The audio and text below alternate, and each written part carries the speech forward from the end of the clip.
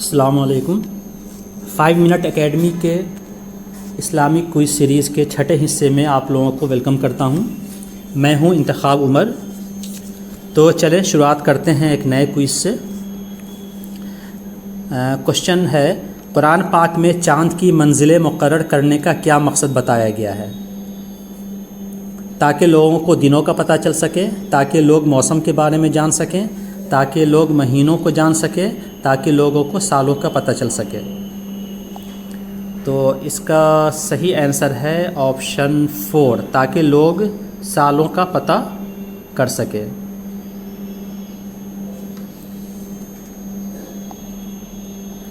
قرآن سورہ یونس آیت 5 ترجمہ، وہی تو ہے مطلب اللہ، وہی تو ہے جس نے سورج کو روشن اور چاند کو منور بنایا اور چاند کی منزلیں مقرر کی تاکہ تم برسوں کا شمار اور کاموں کا حساب معلوم کرو۔ یہ سب کچھ اللہ نے تدبیر سے پیدا کیا ہے، سمجھنے والوں کے لیے وہ اپنی آیاتیں کھول کھول کر بیان فرماتا ہے۔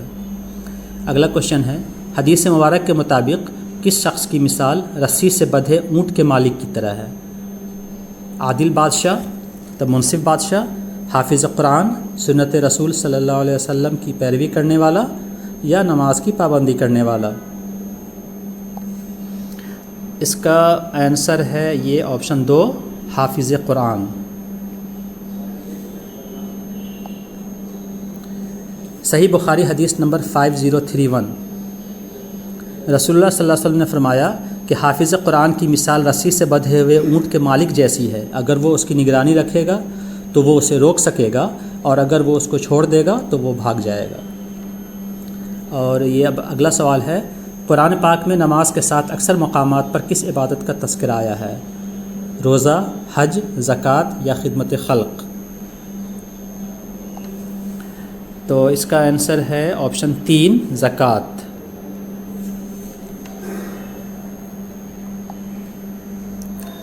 کوشچن 44، صاحب حوت مچھلی والے کس نبی کا لقب ہے؟ حضرت خضر علیہ السلام، حضرت یونس علیہ السلام، حضرت موسیٰ علیہ السلام یا حضرت ذوالقرنین رحمۃ اللہ علیہ؟ اس کا آنسر ہے حضرت یونس علیہ السلام۔ سورہ قلم آیت 48 ترجمہ، تو تم اپنے رب کے حکم تک صبر کرو اور مچھلی والے مطلب یونس علیہ السلام کی طرح نہ ہو جانا، اور مچھلی والے کی طرح نہ ہونا جب اس نے اس حال میں پکارا کہ وہ بہت غمگین تھا۔ نیکسٹ کوشچن، سورہ حجرات کا کیا مطلب ہے؟ مطلب سورہ حجرات جو قرآن میں ہے اس میں حجرات کا کیا مطلب ہے؟ تو اس کے 4 آپشنس ہیں، ایک جگہ کا نام، پتھر کی جمع، کمرے کی جمع یا ان میں سے کوئی نہیں۔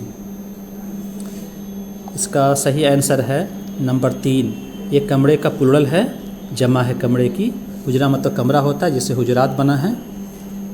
حجرات حجرہ کی جمع ہے، اور یہ لفظ اس سورت کی 4تھی آیت میں آیا ہے۔ سورہ حجرات میں رسول اللہ صلی اللہ علیہ وسلم کے ساتھ آداب معاشرت، رسول اللہ صلی اللہ علیہ وسلم کے ساتھ آداب معاشرت کا بیان ہوا ہے، تو ساتھ ہی بعض معاشرتی اخلاق جیسے بدگمانی، تجسس اور غیبت کے بارے میں بھی ذکر ہوا ہے۔ اس سورت کی مشہور آیات میں سے ایک آیت اخوت ہے، جس میں مومنین کو ایک دوسرے کا بھائی کہا گیا ہے۔ ایک اور آیت میں مسلمانوں سے کہا گیا ہے کہ اگر تمہیں کوئی فاسق خبر دے تو تم اس کی اچھی طرح تحقیق کر لیا کرو۔ نیز اس سورت کی 13ویں آیت میں اللہ کے ہاں سب سے معزز اور مکرم شخص متقی انسان کو قرار دیا گیا ہے۔ اب اگلے کوشچن کی طرف آتے ہیں، قرآن کے مطابق کون سے نبی علیہ السلام کو اللہ سبحانہ و تعالیٰ نے بنی اسرائیل کے لیے ایک مثال بنا دیا؟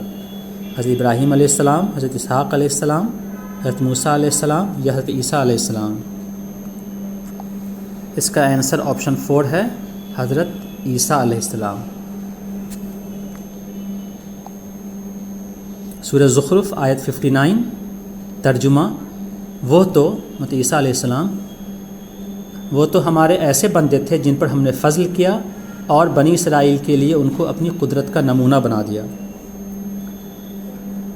اگلا کوشچن ہے، جس ویکتی نے ناحق کسی زمین کا تھوڑا سا حصہ بھی لے لیا تو قیامت کے دن اسے کیا عذاب دیا جائے گا؟ 1، 7 زمینوں کا طوق بنا کر اس کے گلے میں ڈال دیا جائے گا۔ 2، 7 زمینوں تک دھسایا جائے گا۔